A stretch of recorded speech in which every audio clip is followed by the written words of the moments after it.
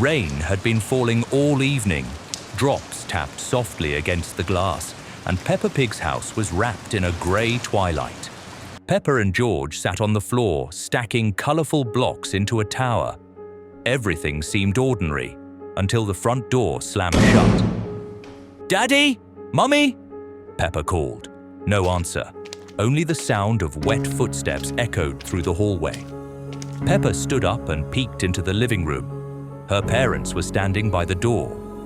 At first glance, they looked the same, but something was wrong. Mummy Pig was smiling, yet the smile was frozen, like it had been painted on. Her eyes were dark, without reflection.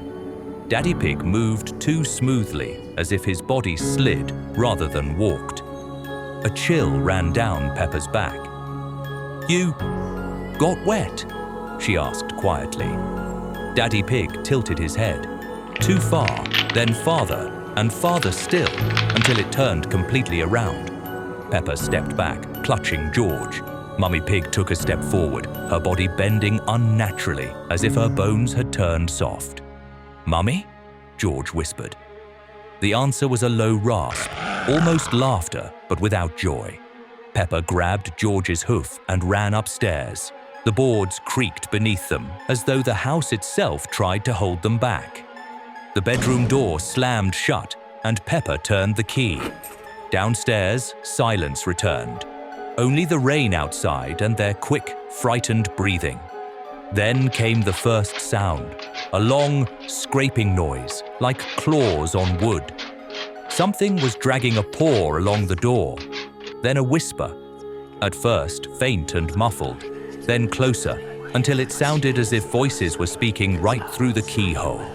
The shadows on the walls began to move. They pulsed and shifted, changing shape as if alive. One stretched to the ceiling and started crawling toward the bed. Peppa pressed George against herself, eyes fixed on the door. The scratching grew louder. The wood groaned under the weight of unseen claws, and suddenly the darkness burst into two blazing eyes, fiery yellow, unblinking.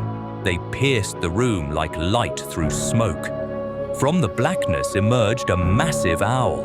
Its wings were spread wide, its talons long and sharp, its gaze cold and intelligent. It tilted its head, and its hoot sounded like a deep, mocking laugh. The windows rattled from the sound. Peppa shielded George, feeling the owl's shadow stretch across the walls. The creature moved closer to the door, slowly, deliberately.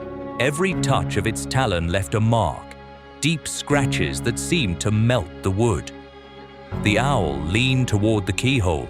In the silence came the sound of breathing, heavy and rasping. "Pe, pe," a voice whispered. She couldn't tell whether it was the owl speaking or something else entirely. The door trembled, first gently, then stronger. It seemed ready to crack. The shadows on the walls gathered together, pulling toward a single point. The whole room shivered, and then it stopped. Total silence. Only the rain remained. Peppa didn't move for a long time. Finally, she crept to the door and pressed her ear to it. Nothing. She exhaled slowly and turned to George. He sat motionless, staring into the corner of the room. Peppa followed his gaze and saw it. On the floor, beneath the window, in a small puddle of rainwater, was a single claw print. Outside, the forest loomed dark. Something moved among the trees. Peppa squinted and saw a shape, tall, with vast wings spread wide. It stood silently on a branch, watching. The owl had not left. At night, Peppa opened her eyes. The house felt strange. The ceiling was cracked, the walls were damp, and the air was heavy and cold. Somewhere outside, the wind rustled, but it sounded wrong, like someone whispering. George was sitting nearby. He wasn't asleep. His eyes were wide open, staring into the dark. "George, what's wrong?" Peppa asked. He silently pointed toward the door. A dim light flickered in the hallway. Peppa carefully climbed down from her bed and followed her brother. The house was empty. There were no smells of Mummy Pig's cooking. The TV in the living room was off, and beyond the windows there was no garden, only endless fog. They walked slowly. The floorboards creaked under their feet and water dripped from the ceiling. When Peppa opened the bathroom door, she froze. Where the mirror used to hang, there was now a door, narrow, blue, as if painted right onto the tiles. "It wasn't here before," Peppa whispered. George stepped closer, reached out his little hoof, and touched the handle. The door opened. No creak, no sound, just silently swung inward into a thick blue darkness. A cold draft came from within. George stepped through without looking back. The door closed behind him. Peppa was left alone. She knocked, called his name, but there was no answer. A few minutes later, the door opened again. George came out, covered in dust, as if he'd been somewhere ancient. His eyes looked empty. "Where were you?" Peppa asked. He whispered, "There, blue rooms." And a shadow. It's waiting Peppa didn't understand. George went to bed, but all night he tossed and turned, mumbling in his sleep. The next night, it happened again. The blue door appeared once more, and again, only George could open it. Peppa tried to grab his hoof, but her touch passed through the air, as though the door existed only for him. When he returned, his fur was no longer dusty but covered in soot. His eyes glowed faintly with an eerie light. He didn't want to talk. Only sometimes, he whispered, "Labubu is inside." He's watching. Peppa began to notice strange things.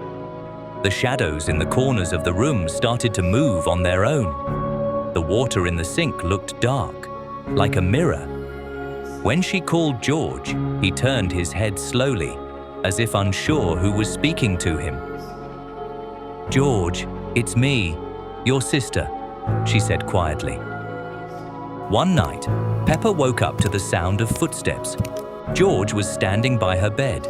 His eyes shone with a cold blue light. In them, Peppa saw not their room, but a reflection of rippling water, as if inside his gaze was a river. In that murky water, shapes were moving. Peppa gasped. George smiled, but it wasn't his smile. "He's calling," he whispered. "He wants you to come too." Peppa ran to the bathroom. The blue door was there again, glowing faintly, as if lit from within. Moist air flowed from it, and on the floor shimmered a trembling reflection, like the surface of water. She didn't go closer. She knew if she opened it, she wouldn't come back. The next morning, the door was gone.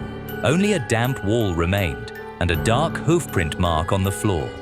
George sat on his bed, calm, as if nothing had happened. "Where were you?" she asked. He smiled. "I'm already home." But when Peppa looked into his eyes, she thought she saw movement behind the reflection of the room, a blue shadow shaped like Labubu, sliding across his pupil before vanishing. Since then, Peppa has never seen the blue door again. But every night, when the house grows too quiet, somewhere deep within the walls, there comes a soft sound, as if someone is turning a blue handle once more. Peppa Pig, the Forgotten Friend, and Labubu. One day, Peppa was rummaging through an old wardrobe when her attention was drawn to a large photo album covered in a thick layer of dust. The cover was worn, the page edges charred with age, and the album itself smelled of dampness, as if it had been hidden in a basement for years. Carefully, Peppa blew off the dust and opened it. On the first pages were ordinary pictures, family walks, holidays, their house and garden. But soon she came across photographs where a sheep in a blue dress stood beside her. The smile of this girl looked strangely familiar, yet Peppa could not recall her. Beneath the photos was written, "Peppa and Lucy." Peppa's heart tightened with a strange feeling. She couldn't remember Lucy at all, but looking at the photographs filled her with a sense of longing, as if she had lost something very important. At dinner that evening, Peppa gathered her courage. "Mum, Dad, who is Lucy?" Her parents exchanged glances. "Lucy," repeated Mummy Pig. "We don't know any Lucy, dear. You've never had a friend with that name." "But she's in the photographs," insisted Peppa. Daddy Pig frowned and muttered, "You must be mistaken." Their answers only deepened her unease. Peppa felt they were deliberately avoiding the truth. That same night, she opened the album again and noticed that there were more photos than before. New ones had appeared between the pages, ones she was certain hadn't been there earlier. In them, Lucy stood close to Peppa, hugging her, holding her hoof. On one picture, at the bottom, in thin handwriting, it read, "Do you remember me?" From that moment, the strangeness only grew. In her toy box, Peppa found a doll that looked remarkably like Lucy. Its woolen face was slightly faded, the blue dress cracked and torn, as though it had lain forgotten for decades. Peppa was certain this doll had never been there before. Soon, drawings began to appear around the house, in charcoal, in pencil, sometimes right on the walls. Everywhere was Lucy, at first smiling, then darker and darker with each sketch. Peppa increasingly felt the weight of an unseen gaze. Labubu, her favorite toy that always sat by her pillow, now looked different. His button eyes seemed alive, watching her every move. His smile, once sweet, now resembled a cruel smirk. Sometimes she noticed that Labubu was sitting in places she hadn't left him. One night, Peppa woke to a strange whisper. The room was quiet, George still asleep, but near the wardrobe stood an old wooden door. It looked as if it had always been part of the room, yet Peppa knew for certain it had never been there before. The whisper came from behind it. "Peppa, come to me. I will tell you everything." The voice was soft, almost gentle, yet it sent chills down her spine. Peppa sat up in bed. Labubu sat by her pillow and suddenly began to sway slowly from side to side. His eyes glimmered with a faint red light. The whisper grew stronger, more insistent, calling her name. Shaking, Peppa rose and stepped toward the door. The wooden handle chilled her hoof, as if someone on the other side was touching it too. "Remember me?" The voice echoed again. She slowly opened the door. Behind it was no room, no corridor, only emptiness, endless and dark. A cold wind struck her face, and before she could scream, the darkness pulled her inside. The door slammed shut with a long, heavy creak. The next morning, her parents entered the room to wake the children. George slept soundly, but Peppa's bed was empty. On the wall hung a new photograph. In it stood Lucy the sheep, and beside her, Peppa. But the expression on the girl's face was frightened, distant. At their feet sat Labubu. His eyes glowed red, and on his face was the same crooked smile that Lucy wore. Her parents found neither Peppa nor the album. Only a small doll, a copy of Lucy, lay on the floor near her bed, and no one, except Labubu, knew where Peppa had gone. Peppa opened her eyes in the middle of the night and immediately realized something had changed. Their cozy room looked unfamiliar. The wallpaper was peeling, the ceiling was cracked, and toys were scattered in the dust. George had also woken up and sat on his bed, sobbing softly. "Peppa, this isn't our house," he whispered, clutching his dinosaur. The silence was so thick it rang in their ears. And then it broke. In the living room, the television hummed to life. They both knew no one had turned it on. The screen flickered with static, distorting the darkness of the room. Peppa carefully led her brother by the paw downstairs. The living room looked even worse. The floor was stained with damp spots. The furniture creaked as if it had been standing for hundreds of years. Jagged lines and blurry silhouettes danced across the screen. "Mummy? Daddy?" Peppa called, but only a distorted, heavy voice replied, "You have been happy for too long. Now it's time to pay." George clapped his hands over his ears in horror, while Peppa stepped closer. Two glowing spots appeared on the screen. One cold blue, the other warm orange. From these patches of light, shapes began to take form. Their bodies looked as though they were built from blocks, their faces stretched into unnatural smiles. "It's Los Bros," Peppa whispered. "We've come," they said in unison. Their voices sounded as if they came from both the television and directly inside her head. At that moment, Peppa noticed the mirror on the wall. She looked into it and froze. Staring back at her was herself, but twisted. Her eyes were enormous and black, her mouth stretched into a wide grin, and behind her reflection stood two figures, one blue, one orange. Peppa screamed. George, terrified, ran toward the door and suddenly vanished. His cry echoed through the empty house before silence fell again. "George!" Peppa shouted. She dashed through the rooms, opening every door, but their house was no longer a home. Corridors stretched endlessly, windows looked out into black emptiness. On the floor lay George's dinosaur. The toy was dirty, marked with strange stains, blue and orange prints, as though someone had gripped it with both hands. Peppa's heart pounded. She picked up the toy and heard laughter. It came from everywhere at once, from the walls, the ceiling, the floor beneath her. The laughter was childlike and cheerful, yet there was something tortured within it. The television flared again, and now the figures of Los Bros appeared clearly. On the left stood Tralalerit, his aura glowing blue, eyes burning with a cold gleam. His grin was so wide it seemed it might tear his face apart. On the right stood Tung Tung Tung, bathed in orange light. His movements were sharp, his stare piercing, as if he could see straight through her soul. "Where's George?" Peppa cried, though her voice trembled. "He's with us," one answered. "Now it's your turn," added the other. A stream of black smoke burst from the television. It whirled into a vortex, and the entire house began to change. The floor cracked, the walls bent and warped, the ceiling sank lower. Peppa tried to run, but her legs felt as heavy as stone. The shadows on the walls came alive, stretching into hands that clawed at her dress. She tore herself free, but standing before her now were Los Bros themselves. No longer on the screen, but in the room. Their blocky bodies seemed alive, yet their eyes were alien. Blue and orange light intertwined, wrapping around everything.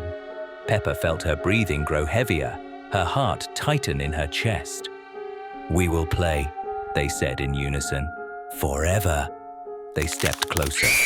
The floor beneath her feet vanished, and Peppa fell into a crimson void. The last thing she saw were their faces grinning in the darkness, and their hands reaching out to her. And then the house sank into silence. Only in the forest, near their home, one can sometimes hear children's laughter and a faint whisper carrying two voices, one blue, one orange. Early in the morning, Peppa Pig's family set out for a picnic in the enchanted forest. Daddy Pig carried a heavy basket of food, Mummy Pig held George by the hoof, and Peppa ran ahead, promising to find the most secret place. On a meadow by the stream, they spread a blanket and laid out the treats. George already reached for the cake, but Daddy gently reminded him. "Vegetables first, George." After lunch, Daddy suggested hide and seek. "I'll count to 100, you hide." Peppa and George darted behind an oak and held their breath. But when they peeked out, there was only silence. No steps, no voices, even the stream seemed hushed. The sun leaned toward the horizon, and the forest grew unfamiliar. They tried to find the meadow again, but every path led back. Every tree looked the same. Darkness fell quickly. In a rock, they found a low, damp cave and hid inside. It smelled of moss and moisture. George whimpered and Peppa whispered, "We're together. We'll manage." Then branches cracked outside, closer and closer. In the darkness, two red sparks flared. They did not blink. They were old tales of the deer monster, Its antlers parted branches, its steps shifted paths. A growl burst from the dark, shaking the ground. Peppa grabbed George. "Run!" They bolted and saw a light ahead, an old hut among the thickets. They rushed inside and slammed the crooked door. The air was heavy, the walls rotten. In the corner lay a chest, a rusty shovel and axe. Outside, something circled the hut and pressed against the threshold. Then the walls shook, struck by huge antlers. "Make noise," whispered Peppa, and they banged on the pot and the chest lid. A guttural roar answered, and the door cracked. Moonlight fell through a hole in the roof. The children pushed the chest, climbed up, and scrambled onto the roof. Below, antlers scraped the walls. A thick branch of an old tree stretched nearby. "Jump!" cried Peppa. They clasped hands and leapt. The hut collapsed behind them, but the red eyes glowed again in the mist. On the branch they froze. The forest seemed to breathe. Far away flickered a warm light like the glow of their home. "Home!" George said with relief. They climbed down and ran. The wind carried scents of apples and wet bark, but suddenly from both sides came, "Peppa!" "George!" The voices were familiar, yet echoed with a delay. The light drew near, then slipped away. At last, they saw their house. The door opened. On the porch stood Mummy Pig. "Where have you been?" We were worried. Beside her was Daddy with a checkered blanket. In the kitchen it smelled of pie. The kettle whistled. "Vegetables first," Daddy said, and George nodded. They embraced, but Peppa noticed strange details. Mummy wore a different apron. The clock ticked oddly. Dry needles stuck from the rug. "We got lost," Peppa whispered. "Now you're home," Mummy replied, and the phrase seemed to echo faintly. That night, Peppa woke. Outside the window wasn't the yard, but forest. The moon hung between branches. On the glass lay a thin shadow shaped like antlers. "He found us?" George muttered in his sleep. In the morning, all looked normal. Daddy read the paper, Mummy set the plates. But the door opened not to the path, but to a narrow trail among spruces. On the windowsill lay 2 pine cones. In the hall remained wet prints shaped like branches. "Did we come back?" George asked. "Of course," Mummy smiled. Her smile was warm, but her lips seemed to repeat the motion again, like a reflection in water. By day, they tried to walk into the yard, but after a few steps, the path curved and brought them back to the porch. "It happens," said Mummy. The word echoed faintly. In the evening, Peppa saw a note on the fridge. "Vegetables first." Beneath it stretched a scratch, splitting at the end like antlers. At night, the house creaked like wood, smelling of resin. From deep inside came slow, endless counting. In the morning, Mummy said, "Today we'll stay home. The forest is tired." Daddy nodded. The mat by the door grew damp. Beneath it, roots were pushing through. "Home is good," said Peppa. George smiled. In the glass, their reflections doubled, as if 2 more stood beside them. Then the shadow blurred, and antlers lay across the pane. Since then, at night, the house smelled of forest. Sometimes trees stood outside the window. Sometimes the yard returned. No one spoke of the cave or the red eyes. But each time, Daddy said, "Vegetables first." A very close voice repeated the same words, with a delay. The deer monster no longer chased them through the thicket. He was already inside. It all began with something small. Peppa woke up in her room and saw the sun shining through the window just like always. George was asleep beside her, lying on his side, hugging his dinosaur. Everything seemed ordinary. From downstairs came the familiar sounds. Mummy Pig making breakfast, Daddy Pig rustling his newspaper. Peppa went down, and on the table a bowl of porridge was waiting for her. But the porridge was cold. She tasted it. It had no flavor at all, no sweetness, no salt, just emptiness. Peppa frowned but said nothing. The day passed as usual. A walk in the garden, lunch, games with George, a bedtime story, and then sleep again.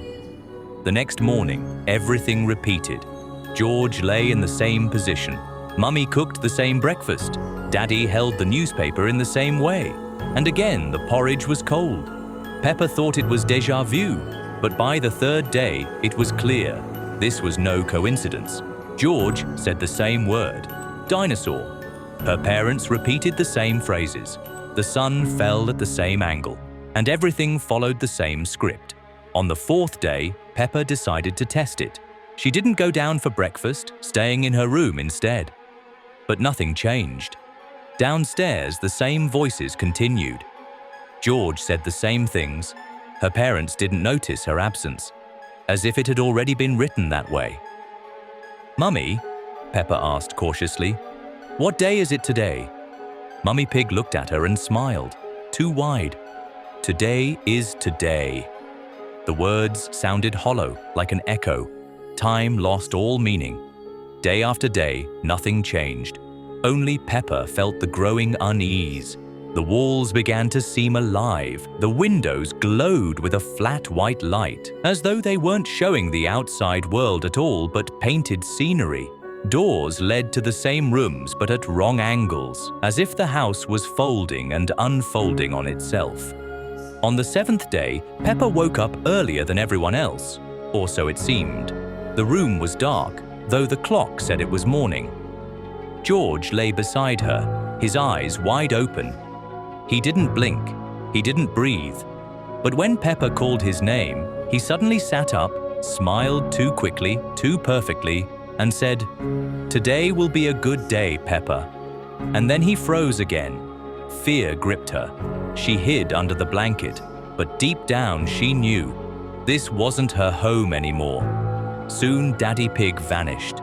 His place at the table was empty, though the newspaper still lay on the chair. Then Mummy disappeared. Then George. No one noticed their absence. It was as if they had never existed. Only Peppa remembered. On the final day, she gathered her courage and stepped outside. What met her wasn't the world. The grass was painted flat on the ground. The trees were cardboard cutouts. The sky was nothing but a dull grey light, without sun or clouds. It all looked like a stage set. And then she heard it. A monotonous, distorted melody, like something played on a broken record. From around the corner of the house came Tralalelo Tralala. His movements were jerky, like a puppet pulled by invisible strings. His red eyes glowed in the half-light.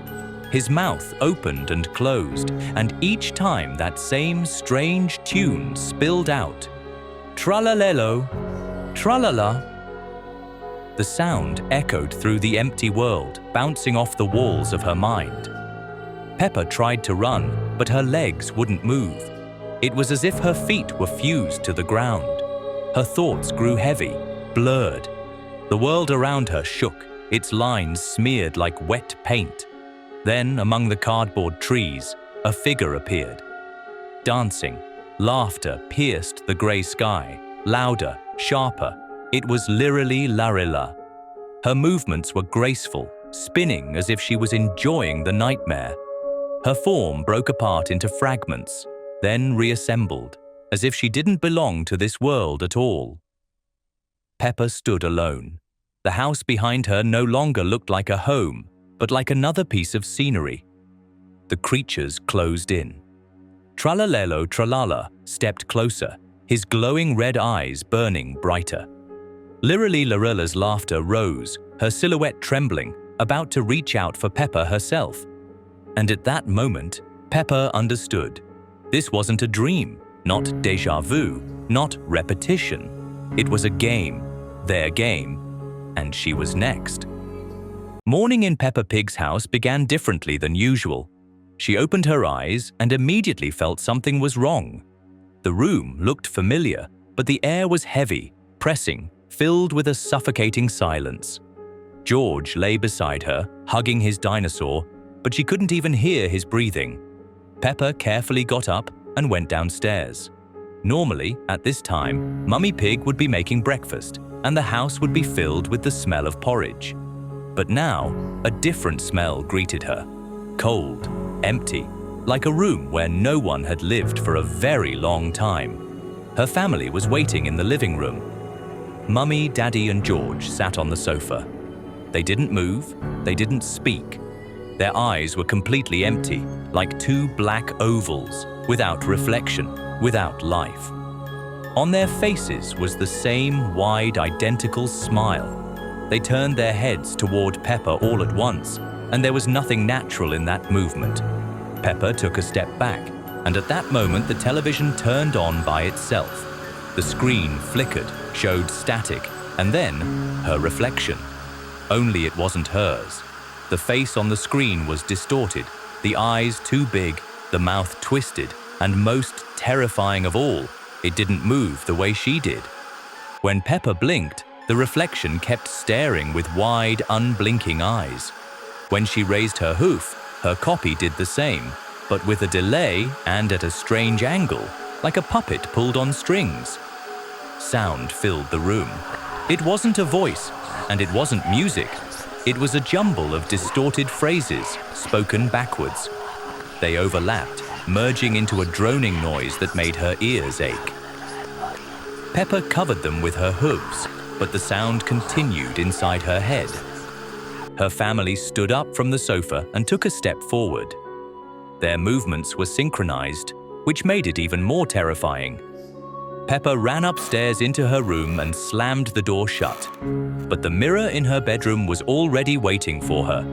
Inside was the same copy from the screen. It was moving faster now, scratching at the glass with its hooves from the inside. Cracks spread across the surface, and its lips began to move. At first, silently. Then, through the crackling, she heard words, backwards and barely recognizable. "Let me in." The mirror splintered. In panic, Peppa pulled back, clutching the doorknob. And at that instant, everything fell silent again. The silence was thick, buzzing. She slowly went downstairs. The kitchen greeted her with a new, horrifying sight. Sitting right on the table was Labubu. Her favorite toy had always seemed harmless, but now it looked different. Its eyes were hollow, black, and its smile stretched too wide, as if the fabric of its face was ready to rip apart. In Labubu's paws was George's torn dinosaur. Threads hung from it, and the plastic body was twisted into an unnatural pose. Peppa froze, unable to move. Labubu slowly lifted its head. Its mouth didn't move, but a long hissing sound came from within. Then it stretched its tiny paw toward Peppa. Fear paralyzed her. She felt she couldn't scream, couldn't run. Labubu tilted its head slightly, as if saying, "You knew it would come to this." She felt the walls of the house begin to tremble. Lights flickered on in the corridor by themselves. Shadows stretched across the walls, too long, moving as if they were copying her every gesture. The television turned on again, and this time the distorted Peppa didn't just appear on the screen. It began to crawl halfway out. Its lips stretched into a grin, and it winked. Peppa covered her face with her hooves. She understood this day would not end. It would repeat again and again. And Labubu, sitting on the table, was there to make sure of it. His eyes glowed red, his smile stretched even wider. He was waiting.